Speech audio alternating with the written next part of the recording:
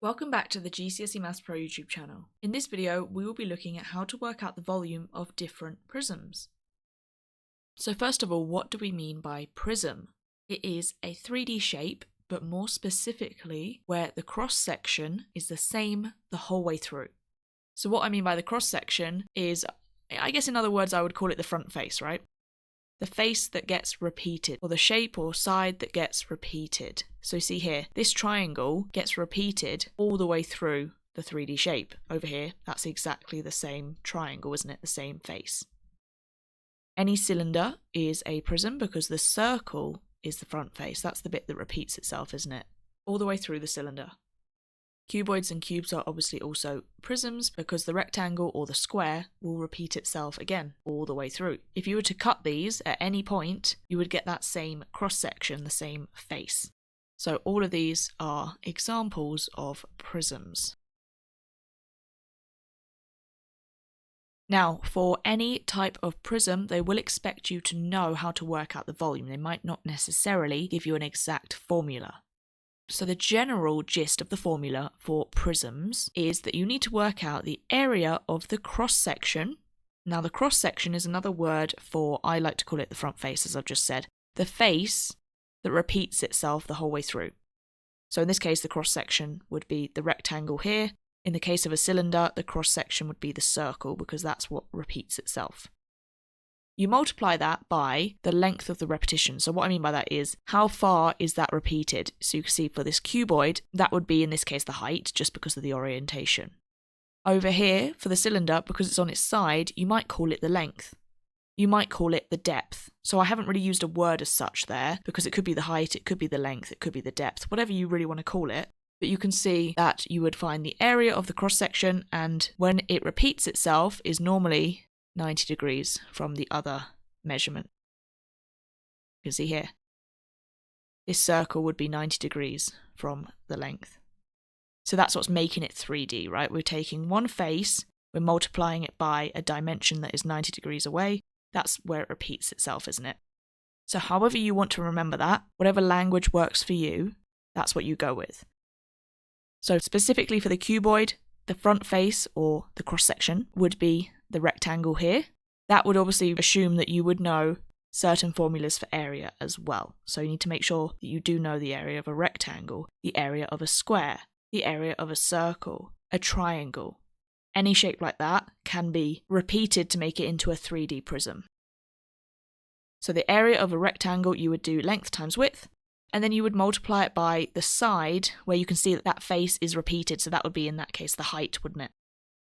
For the cylinder here, the area of a circle, that would be the cross-section. The face or side that repeats itself is the circle. Multiply it by the length. If it was stood upright, normally they are, aren't they? It's still the area of the circle, that's still the cross-section, but you might call it the height. So, as I said, the language might change, but just get a gist for which dimensions am I multiplying together. So let's try this out on a few different prisms. So to start with, work out the volume of the cuboid. So we have just literally mentioned that. I'm going to use this face here. I know that with a cuboid, technically all three different faces do repeat themselves, so you could choose a different one, but just to keep it simple, I'm going to choose this one here. This face clearly repeats itself all the way down, doesn't it? So the area of this face, you can see, is 6 by 5. That also replicates up here. 6 centimeters and 5 centimeters. So the area of the rectangle is 6 times 5. And then multiply that by the dimension where it's repeated. So as we just said, it's repeated all the way down, isn't it, in that case, which would be the 10. This one's a little bit easier because they've given you 3 numbers. A prism is a 3D shape, 3 dimensions. You just multiply those 3 together. So that would be 300 centimeters cubed because it is 3D.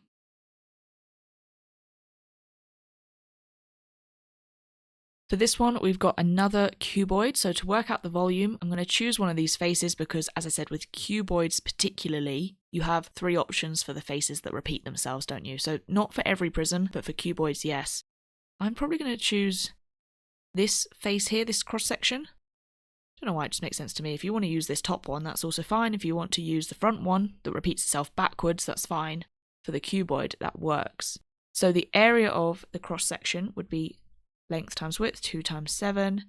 and then multiply that by where is the repetition. Well, that face, in particular the one that I've chosen, repeats itself back this way, isn't it, which is by 8 centimeters. So 2 times 7 times 8. That would give me 112 centimeters cubed. Okay, so again, 3 dimensions. Okay, the volume of a cube. A cube, more specifically, is a square made into a 3D shape, right? So the reason why I've only written one side down here, one side length, is because they are all the same. So we've got the width here is 7 centimeters. The height would also be 7 centimeters. And then the third dimension is the depth, I guess you could call it. I would call it in this case the depth, maybe. There, they're all 7. In this case, also, you can choose any of the faces, any of the cross sections, because they're all 7 by 7, aren't they? So for a cube, it's just all of those 3 multiplied together. 7 times 7 to get the area, and then times it by 7 again to get that repetition, which is 343 centimeters cubed.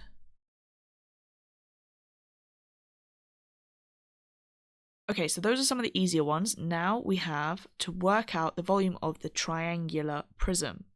So that's just a prism, but obviously made from a triangle.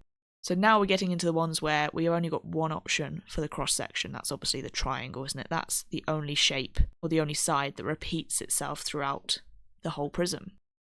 So the area of a triangle, now we have to obviously remember, that's not the same as a cuboid. The area of a triangle is a little bit more specific. So you might do it as base times height over 2. You might do it as half base times height, whichever you like. Those are both correct. I'm probably just going to use base times height over 2. So base is 2 times by the height, which is 3, over 2. That gives me the area of the triangle. So that's 2-dimensional. Now, where does it repeat? Back this way, which is the 8 centimeters. Maybe I would call that the depth in this case. The depth of the shape. So that's my full calculation. And that gives me 24 centimeters cubed. So if it is a triangular prism, don't forget that it's not just length times width like it is for a cuboid. We have to half it to make it a triangle as well. And then multiply by the side where it repeats, which is, in this case, the 8.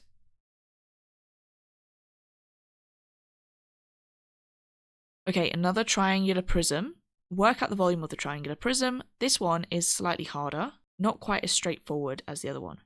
Because, yes, we want to do base times height over 2 to get that base, that cross section that repeats. That's clearly this whole triangle here, isn't it?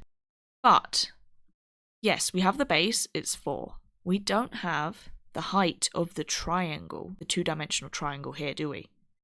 What we've been given is 5 centimeters, which is a diagonal side. And remember, area and volume only ever work off of perpendicular measurements. So area is the base and the height being perpendicular, so that's that dotted line there.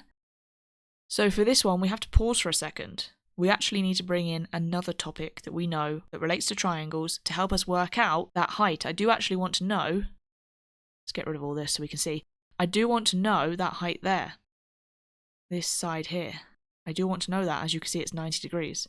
How do I work that out? Just thinking 2-dimensional right now. Don't worry about the 7.5. Don't worry about the 3D bit. 2-dimensional, how are we going to do that? Let's just draw that 2D triangle out again. This is 4 centimeters as a whole. I want to know the height here. This is the height, isn't it? And I know that this is 5 centimeters. So let's split that in half and make it into just a right angle triangle. Just focus on either the left-hand side or the right-hand side. I'm probably going to look at the right-hand side. If I get rid of this left-hand side of that triangle, I'm left with a right angle triangle. Now, our measurement for the whole base is 4, but because I'm only looking at half of the triangle, just remember that that would then be 2, so just be really careful there. But this is just Pythagoras, isn't it? I've got 2 sides, I'm missing a third side, Pythagoras. So, we'll get rid of this for a second. Pythagoras is a squared plus b squared equals c squared. And just remember that just because it's volume doesn't mean another topic can't come up. It's triangles ultimately, so Pythagoras would still be relevant. Now, labelling our sides, the diagonal side, the hypotenuse, always has to be c. And then from there on, I just label it a and b, as you like. So a in this case I've put as the height, so height squared plus the 2 squared equals 5 squared. So for this one, I do have to rearrange it before I can put it in my calculator. That would be 5 squared minus 2 squared. Now grab your calculator. 5 squared minus 2 squared is 21, but that is the h squared, isn't it? So remember at the end to square root our answer. Obviously, we're going to get loads of decimals, so just keep that in your calculator for now. Maybe write down 2 or 3 decimal places. So 4.582 for the height. ... That does carry on, so I'm not going to round it literally, just write down a couple. Okay, back to the whole point, the volume. Now I can do my base times height over 2 multiplied by the repetition. So the base was 4. That's fine. The whole base now. We're looking back at this whole triangle. The height of that triangle was the 4.582, which I still have in my calculator. To make it a triangle, I have to then divide that by 2. And to make it 3D, I have to multiply by where the repetition is, which is 7.5 centimeters it repeats for. So now for my calculator, I've still got the answer there, so I'm going to use my answer button to copy all of those decimals so I don't lose any.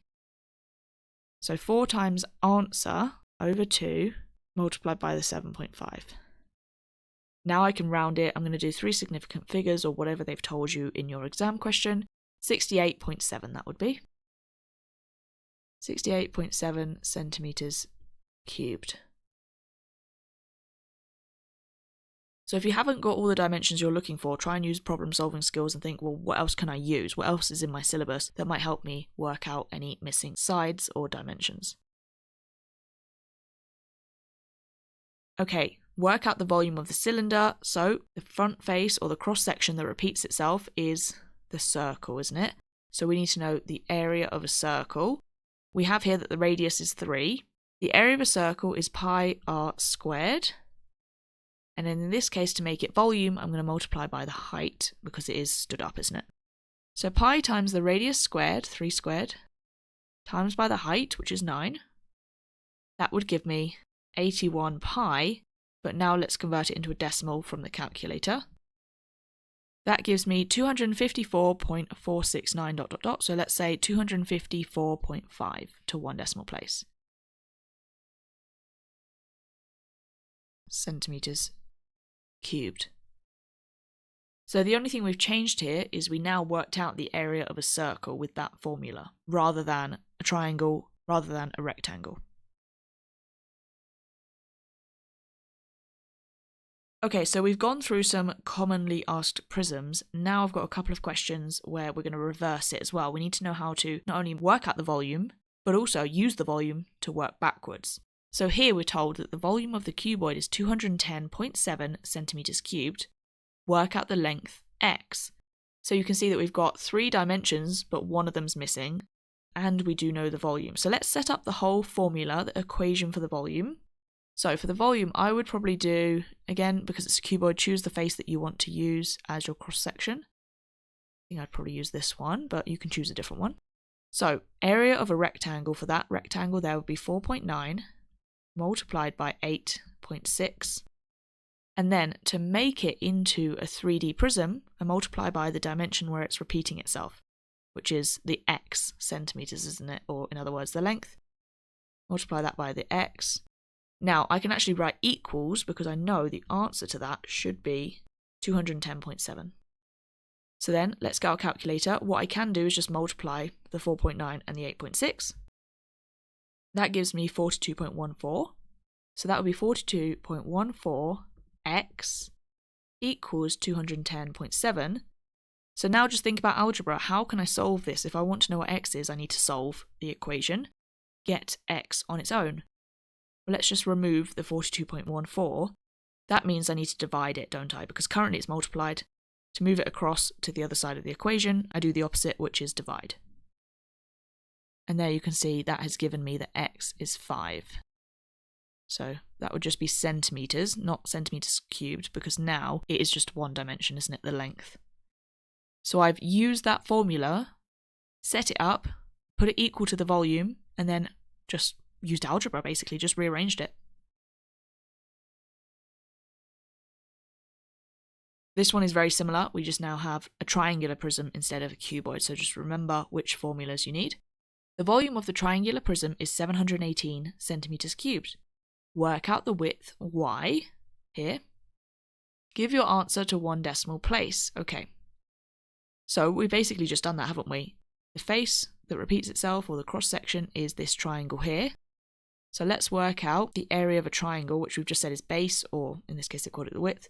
Y multiplied by the height, which we do actually now know. Can you see how that was pointing to the perpendicular height? 5.1 divided by 2 to make it into a triangle, and then to make it into an actual 3D prism, we multiply by the dimension where it repeats itself, which is in this case then the height, 12.8. Now I can go beyond that and say, well, that equals 718. Do you see how I've got this equation again, this formula where the only letter I don't know is y, so I might as well rearrange it and solve for y. So first of all, I'd probably rewrite this in the way that makes sense for algebra, so 5.1y over 2. And I might as well at the same time divide across by the 12.8 because that's the opposite of multiply. Okay, we've got loads of decimals here, but I don't want to round it because I'm not at the end yet. So if you can, in this case, it's a finite number of decimals. I might actually write them all down. So 56.09375. 09375. Now, you can actually do the next step in one step if you like, but just to over-explain it, I would probably multiply it by 2 to move that across. So take your answer here with all the decimals and just put multiply by 2. So now we've got 112.1875, 112.1875, and then lastly I would divide by 5.1. So now this one is a load of decimals, but we've been told to round it because that is our final answer, isn't it? So to 1 decimal place, that would actually round to 22.0. Even though it's 0, you do have to write the 0 because it says to 1 decimal place, so you do have to put a decimal place. So y would be 22.0 centimetres, again, one-dimensional because that's the base. Okay, so try not to round any of these decimals too soon because otherwise your answer might not be as accurate at the end. You might not end up rounding it to 22 if you've rounded anything too soon. So try and keep all of the decimals, if there are any, in your calculator at the very least. So there we are, we've reversed 2 formulas for the volume as well. And that is pretty much the gist of prisms. The next video to follow on would be the volume of spheres and hemispheres. So thanks for watching this video. If you found it helpful, make sure to like and subscribe and leave down below any questions or comments that you might have.